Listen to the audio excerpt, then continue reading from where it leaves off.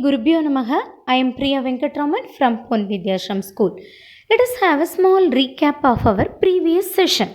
We have discussed about few properties of metals, right? Physical state. Almost all the metals, they are solid at room temperature except mercury. Mercury is a liquid metal. Then second property, metallic luster. They are lustrous, shiny. And third property, malleability. They are malleable. And ductility, metals are ductile in nature. Conductivity. They are good conductors of heat and electricity. Hardness. They are hard except sodium and potassium, which are very soft metals. Sonority. They are sonorous in nature. And tensile strength. They have high tensile strength. Okay, we have discussed about the few properties of metals and even melting point and boiling point. They have high melting and boiling points except sodium and potassium. Right? Density. They usually have high density. Metals have high density. Molecules are overpopulated is known as they have high mass, heavy mass is known as high density. These are some properties about physical properties about metals. Now, and in our previous module, I have said about one more property.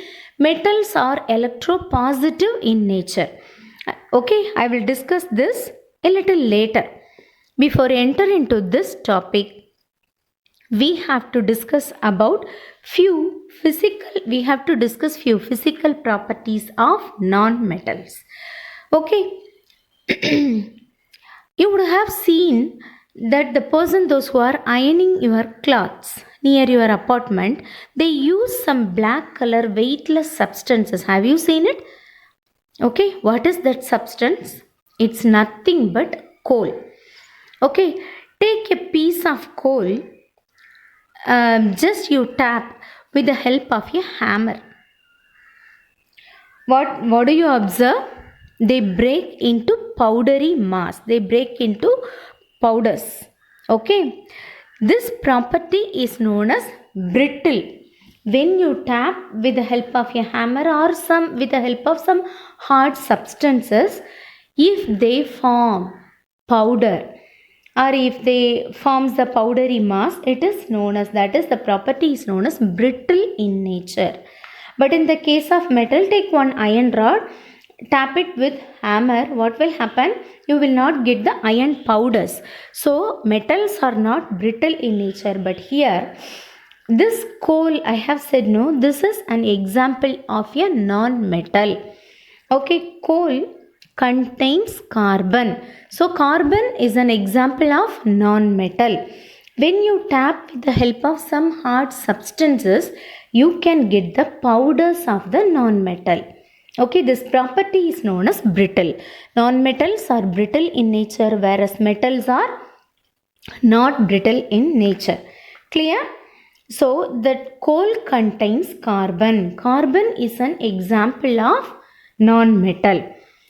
Almost all the non-metals are soft in nature. When you touch, they will not be hard. It is soft in nature. All the non-metals, they exist in solid, liquid, and even in the gaseous form. Okay, they are non-metals are non-malleable, non-ductile. When you tap non-metals like sulfur, what do you mean by sulfur? Some yellow color powder which is available in your chemistry lab. Okay, it is an example of this sulfur and phosphorus and chlorine. These are some examples of non-metals. When you take some sulfur powder, okay, and tap with the help of a hammer, what will happen? It will turn into powder and hence cannot be drawn into thin wires or sheets. So it will not support the property of ductility and malleability. If it is drawn into wires, that is ductility. If it is converted into thin sheets, that is malleability. So whenever you tap the sulfur powder with the hard substance, you cannot drawn into wires or sheets. So you finally you will get only the powder. So they will not support the property of ductility and malleability. They do not produce sound on hitting. Take some coal, one piece of coal, and tap it with some hard substances. You cannot hear any sound produced by them. So the non-metals are not sonorous. Okay, they are not able to produce sound. Okay, one more thing.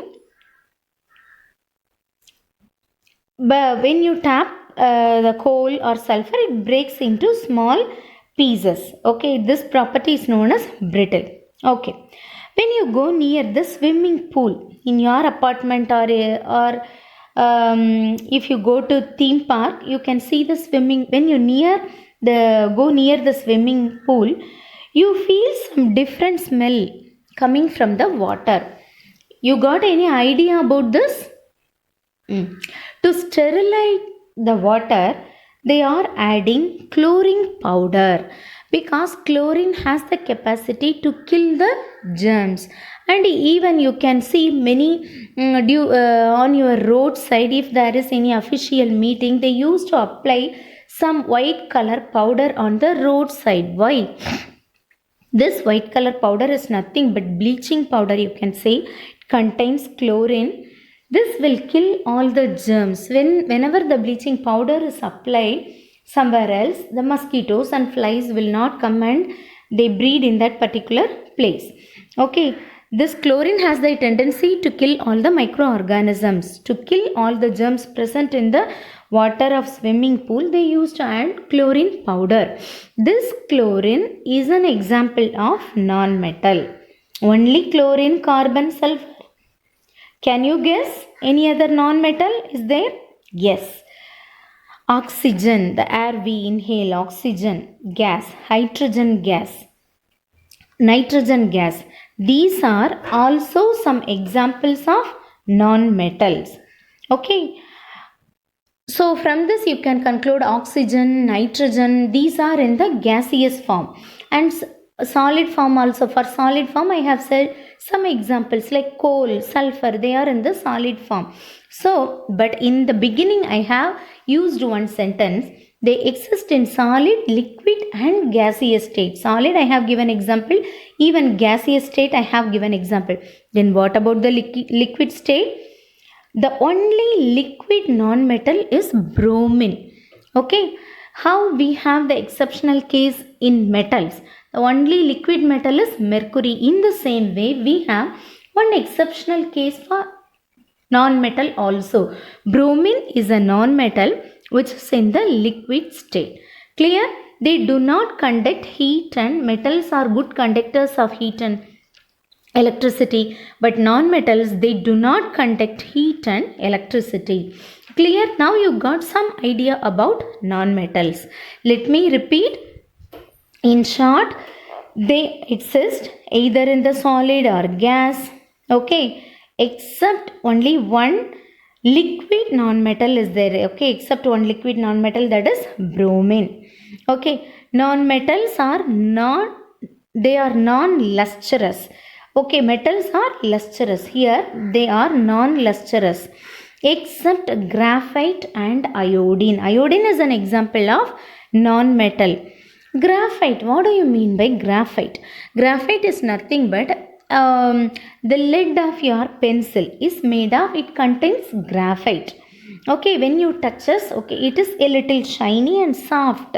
So graphite is a lustrous substance. Okay, and they usually have low density. Metals, they have high density, high mass. Okay, here they have low density.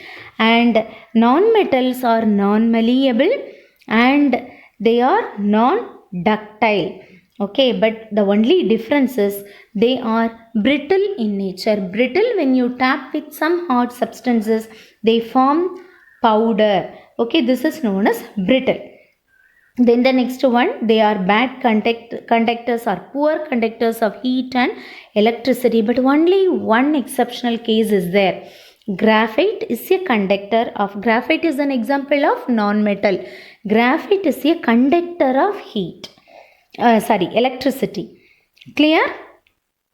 Then they are soft. Almost all the non-metals are soft. Diamond alone. Diamond is an example of non-metal. This diamond is a hard substance. Okay. Listen, I have said about coal. C-O-A-L, coal. And graphite. Graphite, the lead of your pencil. And diamond. Why I have mentioned the three names together? These are, the diamond contains carbon, and the coal contains carbon, and even the graphite contains carbon. All the three substances contains carbon. They are the allotropes of carbon. You will learn in your higher classes what do you mean by an allotrope. Okay, different forms of carbon exist in the world. They are non-sonorous, means they are not able to produce sound. Okay, they have low tensile strength. These are some examples of non-metals. One more thing also I want to discuss. Elements are broadly classified into three major categories: metals, non-metals, and metalloids. Metals you have discussed you got a lots and lots of examples: gold, silver, copper, zinc, aluminium, iron, sodium, magnesium, potassium, calcium, cobalt, nickel. These are some examples of metals. Then give some examples of non-metals: carbon, oxygen, hydrogen, nitrogen, sulfur, phosphorus, chlorine, bromine. These are some examples of non-metals. One more category is there, metalloids. Okay, metalloids, they contain few properties of metals and few properties of non-metals, are known as metalloids. We have only few metalloids available: silicon, arsenic, boron, antimony, germanium, tellurium. These are some examples of metalloids. We will discuss the property, that is, metals are electropositive in nature and non-metals are electronegative in nature, in our next module.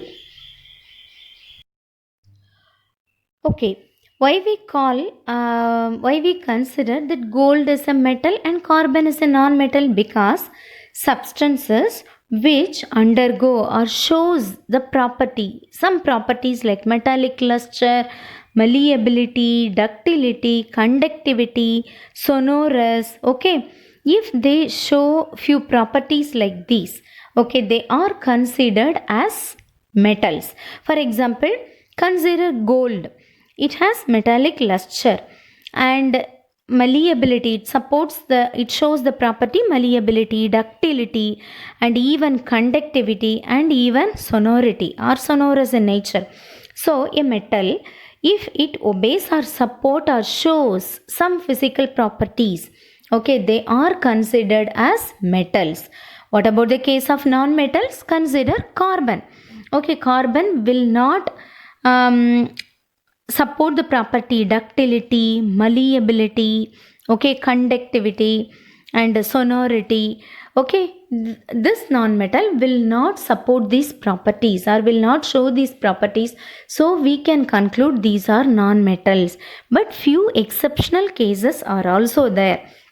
I said metals have the property metallic luster. They are shiny in nature. Non-metals, they are non-lustrous or dull or non-shiny in nature.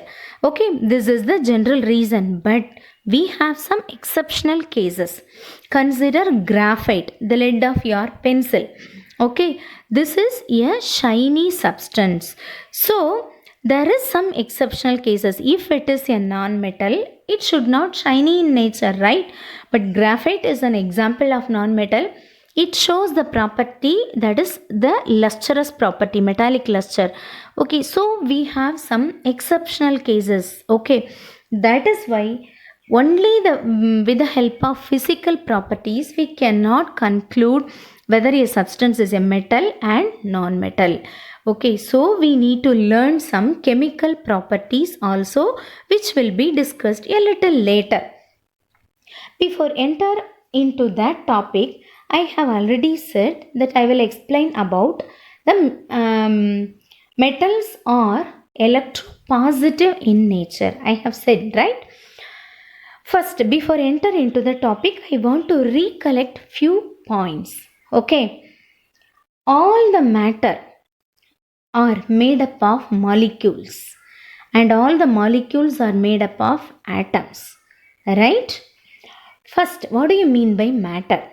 If anything if anything occupies some space and it has some mass, it is considered as a matter. For example, consider your pencil box. It occupies some space and it has some mass. So whatever the substance, doesn't matter. If anything occupies some space and if it has some mass, it is considered as matter. All the matters are made up of molecules, okay, and all the molecules are made up of atoms. What do you mean by atom? An atom is the tiny unit of matter. Okay, I have discussed about matter. Okay, the basic unit of matter or the tiny unit of matter is atom. Atom combines together to form molecules. Okay, then what does an atom contain? What is present in an atom? Okay, listen, atoms have some atomic particles like proton, neutron and electron. You have learnt in your lower classes. So I think no need to give more explanation for these chapters, right? Atoms contain protons, neutrons and electrons. Neutron is neutral. Protons are positively charged particles and electrons are negatively charged particles. Clear? Okay. Then one more important thing. Atoms, they in an atom, in the middle portion or in the center part, nucleus is present. Okay, nucleus contains only neutron and proton, and electrons are revolving around the nucleus, like our solar system. In our solar system, sun is in the middle and all the planets are revolving around the sun. In the same way, all the electrons will be revolving around the nucleus in an atom. Okay, in a particular path. This path is known as energy shell. These are the basic things. Okay, for the last 2 years you are learning, right, from your 6th standard and even in your 7th standard, right? Clear? So these orbits or these paths are known as energy shell. Electrons are revolving around the nucleus.